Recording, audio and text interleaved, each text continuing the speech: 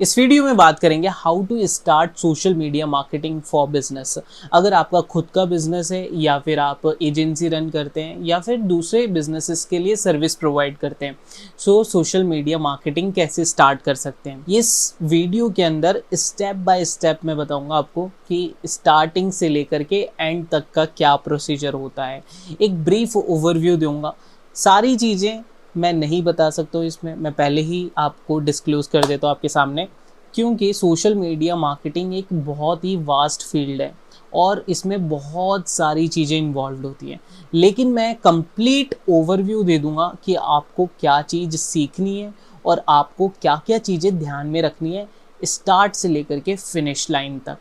ठीक है, so without any delays let's get started. So the first step is define your goals. आपको अपने goals define करने हैं। It means that आप कभी भी सोशल मीडिया मार्केटिंग करो तो सबसे पहले खुद के बिजनेस के लिए या फिर दूसरे बिजनेसेस के लिए कर रहे हो तो आपको ऑब्जेक्टिव जो है वो आइडेंटिफाई करना है कि उस पर्टिकुलर बिजनेस का अभी करंट मोमेंट पे क्या ऑब्जेक्टिव है, कि क्या वो सोशल मीडिया मार्केटिंग के थ्रू क्या अचीव करना चाहते हैं। ब्रांड अवेयरनेस अचीव करना चाहते हैं, इंक्रीज करना चाहते हैं खुद के ब्रांड का नाम, एक नया प्रोडक्ट लॉन्च कर दिया उन्होंने, ठीक है, एक प्रोडक्ट डायमेंशन लॉन्च कर दिया और उसकी अवेयरनेस मार्केट में फैलाना चाहते हैं। Second thing is website traffic. क्या वो वेबसाइट के ऊपर ट्रैफिक लेके आना चाहते हैं, उनकी वेबसाइट का ट्रैफिक बहुत ही कम हो गया है and they want to increase the traffic of their website. क्या वो सेल्स चाहते हैं अपने, अगर वो ई कॉमर्स स्टोर रन करते हैं तो वो उनको सेल्स की ज़रूरत होती है, तो क्या वो सेल्स का ऑब्जेक्टिव है उनका, या फिर उनका ऑब्जेक्टिव है एंगेजमेंट का, कि हमें एंगेजमेंट चाहिए अपने इंस्टाग्राम और फेसबुक पेज के ऊपर। जैसे कि एक ब्रांड न्यू बिजनेस होता है, उसका इंस्टाग्राम फेसबुक अकाउंट जो है अगर इनिशियली स्टार्ट में बनाया है तो पेज लाइक्स नहीं होंगे और सेकंड फॉलोअर्स नहीं होंगे इंस्टाग्राम पे। सो इनिशियली जो फोकस होगा वो ये होगा कि थोड़े बहुत पेज लाइक्स हो और कुछ फॉलोअर्स हो जाएं ताकि एक ब्रांड अथॉरिटी बिल्ड हो जाए। तो एंगेजमेंट कैंपेन यूज़ होता है उसके लिए। तो एंगेजमेंट कैंपेन करना चाहते हैं, सेल्स करना चाहते हैं। अगर कोई बिजनेस है जो कि सर्विस इंडस्ट्री में है, सर्विस बेस्ड इंडस्ट्री है जहाँ पर लीड्स की बहुत ज़्यादा ज़रूरत पड़ती है, तो लीड जनरेशन कैंपेन होता है। तो आप लीड्स क्या एक्वायर करना चाहते हैं, तो सबसे पहले आपको ये ऑब्जेक्टिव सेलेक्ट करना है कि आप एक्चुअली में डिजिटल मार्केटिंग के थ्रू क्या अचीव करना चाहते हैं। जब तक हमारे पास गोल नहीं होगा निर्धारित कि हमें कहाँ पहुँचना है, तब तक हम कैसे पहुँच सकते हैं। जैसे अगर आपको आज कहीं पर जाना है, जैसे फॉर एग्जांपल आप ट्रिप का प्लान करते हो, तो सबसे पहले आप डेस्टिनेशन चूज़ करते हो कि मेरे को इस डेस्टिनेशन पे पहुंचना है। वैसे ही आपको डेस्टिनेशन पहले चूज़ करनी है डिजिटल मार्केटिंग करने से पहले। इस डिजिटल मार्केटिंग को करके किस डेस्टिनेशन पे पहुंचेंगे हम, कि हम ब्रांड अवेयरनेस करेंगे अपने बिजनेस की, वेबसाइट ट्रैफिक लेके आएंगे, सेल्स लेकर आएंगे, या फिर एंगेजमेंट लेके आएंगे अपने पोस्ट पे, या फिर अपने रील्स के ऊपर, या फिर आप अपने सोशल मीडिया प्लेटफॉर्म्स के ऊपर लेके आओगे, या फिर लीड्स लेकर आओगे, क्या लेकर आओगे बेसिकली। सो वो चीज़ें आपको डिफाइन करनी होती है। अब ऑब्जेक्टिव्स जो है ना वो बहुत सारे होते हैं, वो एक सेपरेट वीडियो में मैं आपको पूरी डिस्क्लोज करूँगा। प्लस आप गूगल के ऊपर जाकर के सर्च कर सकते हो कि कौन कौन से ऑब्जेक्टिव्स होते हैं जो कि अचीव कर सकते हैं हम सोशल मीडिया मार्केटिंग के थ्रू। सो जब आप ये फर्स्ट स्टेप कर लेते हैं, उसके बाद सेकंड स्टेप आता है और वो है identify your target audience. Target audience का मतलब क्या होता है, जो अल्टीमेटली एक आइडियल कस्टमर है हमारा, वो होता है एक टारगेट ऑडियंस। जो इंसान हमारे प्रोडक्ट या फिर सर्विसेज को खरीदने में इच्छुक है उसे कहेंगे टारगेट ऑडियंस। अब मान लो अगर आपका एक प्रोडक्ट है वो 25 से 40 साल तक के लोगों के लिए, और जो आप सोशल मीडिया मार्केटिंग में इतने एफर्ट्स कर रहे हो वो आप 18 to 25 के लोगों के लिए कर रहे हो, तो वो रेलिवेंट नहीं होता है। अगर आपका प्रोडक्ट 25 से 40 साल तक के लोगों के लिए, तो आपको क्या ज़रूरत होती है कि एक टारगेट ऑडियंस पहले ही बना ली जाए। सो जैसे ही स्टेप 1 कंप्लीट होता है उसके बाद स्टेप 2 आता है और वो है आइडेंटिफाई और टारगेट ऑडियंस। आपको ये पता होना चाहिए कि हमारा प्रोडक्ट क्या है और वो कौन खरीद सकता है। अब कैसे आइडेंटिफाई करेंगे टारगेट ऑडियंस को, तो टारगेट ऑडियंस को आइडेंटिफाई करने के लिए आपको बायर पर्सोना बनाना पड़ता है। अब बायर पर्सोना क्या होता है, एक आइडियल कस्टमर की इमेज क्रिएट करनी होती है based upon demographics, interest, behaviours and pen points.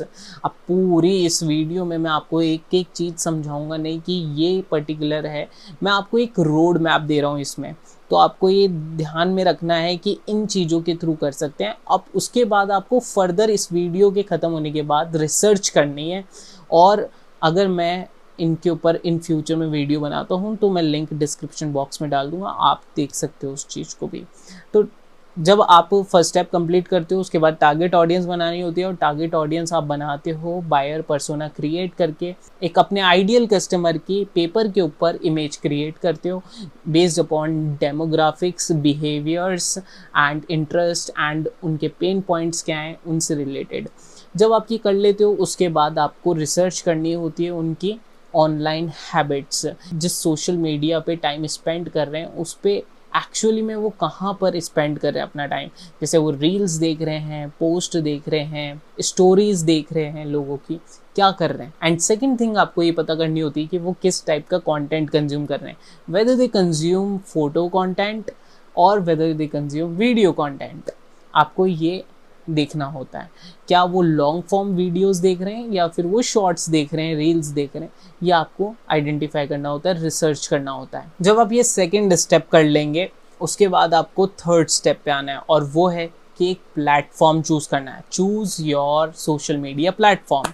जैसे कि बहुत सारे प्लेटफॉर्म है, फेसबुक है, इंस्टाग्राम है, यूट्यूब है, लिंक्डइन है, ठीक है, बहुत सारे तरह तरह के प्लेटफॉर्म्स हैं। तो आपको पहले चूज़ करना है कि कौन सा प्लेटफॉर्म सही है आपके लिए, ना कि किसी और के लिए। किसी और ने या फिर किसी और यूट्यूब पे बोल दिया कि फेसबुक बहुत अच्छा प्लेटफॉर्म है, तो ज़रूरी नहीं है कि वो आपके लिए अच्छा प्लेटफॉर्म हो।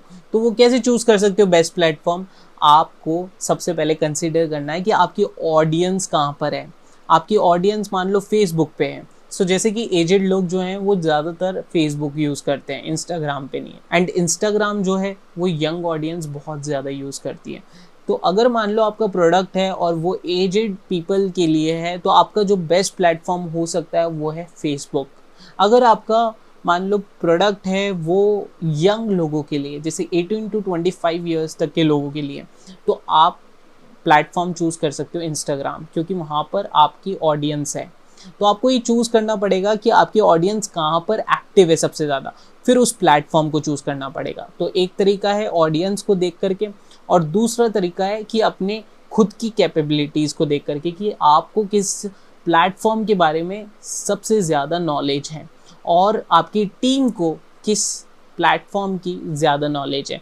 सेकेंड थिंग आपको कंसिडर कर सकते हो जब आप चूज़ करो अपने प्लेटफॉर्म को, वो है बजट।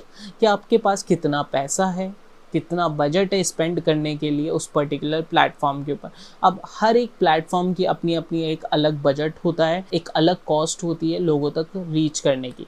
तो आपको वो चूज़ करना है कि आपका हैवी बजट है या कम बजट है, क्या बजट है। जब आप ये 3 स्टेप कंप्लीट कर लेते हो उसके बाद फोर्थ स्टेप आता है, और वो है create content strategy for your business. So content strategy कैसे क्रिएट कर सकते हैं? सबसे पहली चीज़, आपको कंटेंट स्ट्रेटजी जब भी क्रिएट करो, कंटेंट कैलेंडर बनाना है कि आप क्या क्या पोस्ट करने वाले हो। तो एक कैलेंडर क्रिएट करना है। अब इस वीडियो में मैं बताने नहीं वाला हूँ कैसे कैलेंडर बनाते हैं, लेकिन यूट्यूब के ऊपर बहुत सारी वीडियोज़ हैं, और अगर मैं इस चैनल के ऊपर अपलोड करूँगा वीडियो तो आपको डिस्क्रिप्शन बॉक्स में मिल जाएगा लिंक।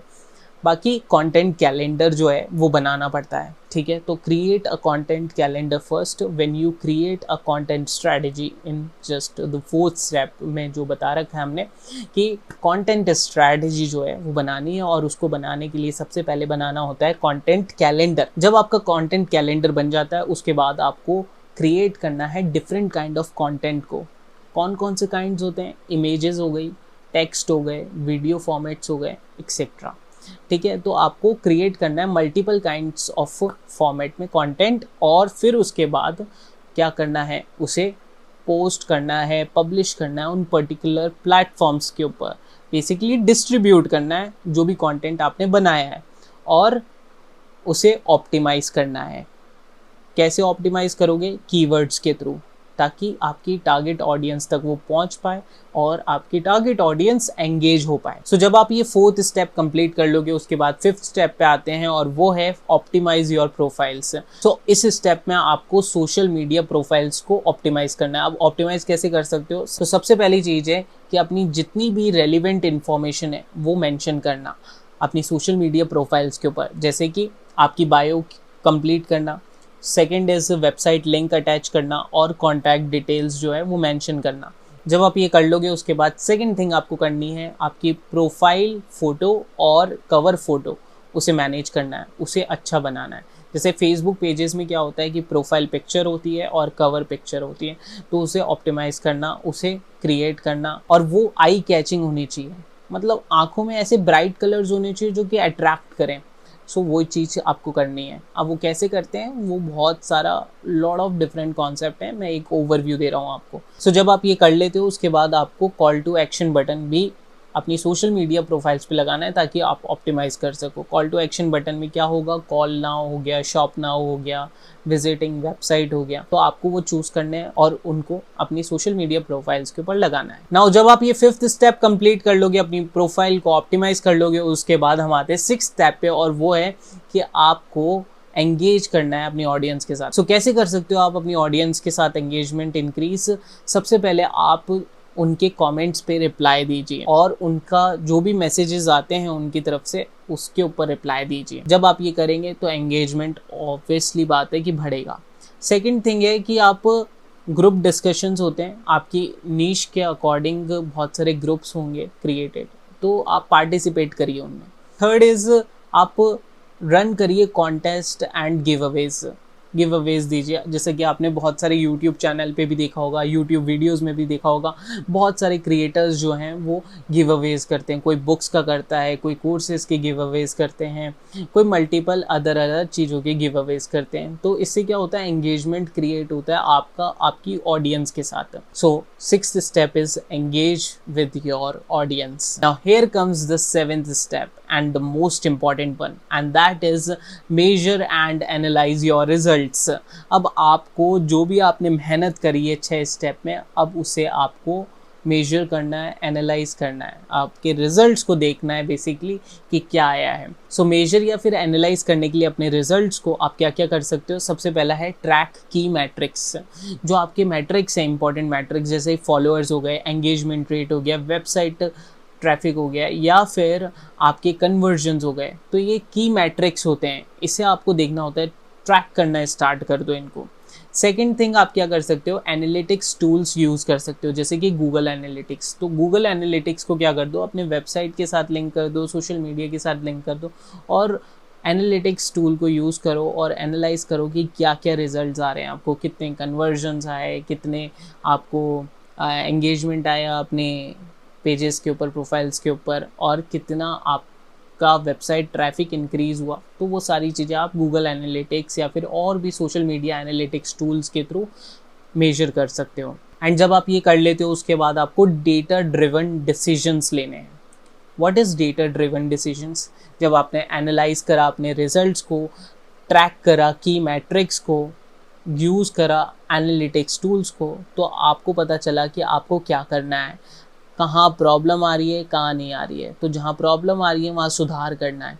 तो सुधार करने के लिए एक अपनी जो कंटेंट स्ट्रैटेजी है उसे रिफाइन करना पड़ेगा या फिर नई बनानी पड़ेगी। एंड जब आप ये डेटा ड्रिवन डिसीजंस लोगे तो रिजल्ट्स इम्प्रूव होंगे फ्यूचर में। जो भी आपकी एग्जिस्टिंग स्ट्रैटेजीज़ हैं वो इम्प्रूव होगी और ऑब्वियसली बात है रिजल्ट्स तो इम्प्रूव होने ही हैं। अब मैं इस पूरी वीडियो की सबसे इम्पॉर्टेंट इन्फॉर्मेशन आपके साथ शेयर करता हूँ और वो है consistency is the key to success in social media marketing. आप डेली कंसिस्टेंसी के साथ कंटेंट स्ट्रैटेजी बनाइए, डिफरेंट आप फॉर्मेट्स जो हैं एक्सपेरिमेंट करिए कि आपके बिजनेस के लिए क्या सूटेबल है। जब आप ये कंसिस्टेंसी के साथ करते रहेंगे तब ही जा कर के आपको रिजल्ट मिलेंगे। सो अगर आप सोशल मीडिया मार्केटिंग कर रहे हैं तो माइंड में एक चीज़ तो अपना लीजिए, माइंडसेट बना लीजिए खुद का, कंसिस्टेंसी इज़ द की, कि आपको कंसिस्टेंट रहना है पोस्ट क्रिएट करने में, स्ट्रैटेजीज बनाने में, नई नई चीज़ें एक्सपेरिमेंट करने में, एनालाइज करने में अपने रिजल्ट्स को। जब आप ये करेंगे उसके बाद सक्सेस तो मिलनी ही मिलनी है। नाउ अब बात करते हैं कि अगर आप चाहते हैं कि मैं स्पेसिफिक एस्पेक्ट्स को टच करूं, जैसे कि कंटेंट कैलेंडर कैसे बनाते हैं, या फिर डेटा ड्रिवन डिसीजंस कैसे लेते हैं, अपनी परफॉर्मेंस को एनालाइज कैसे करते हैं, सो आप कमेंट बॉक्स में लिखिए कि आप क्या जानना चाहते हैं। सो उस पर्टिकुलर टॉपिक को हम सॉल्व करेंगे। आई होप कि आपको इस वीडियो के थ्रू वैल्यू मिली होगी। अगर आप इस चैनल के ऊपर नए हैं तो आप इस चैनल को सब्सक्राइब कर सकते हैं, इस वीडियो को लाइक कर सकते हैं और शेयर कर सकते हैं इस वीडियो को टू योर लव्ड वंस, ताकि वो भी सीख पाएँ कि सोशल मीडिया मार्केटिंग कैसे करते हैं, कैसे अपने बिजनेस को बूस्ट करते हैं या फिर अदर बिजनेसेस को बढ़ा सकते हैं। So thank you so much for watching this video. I will see you in the next video. Bye.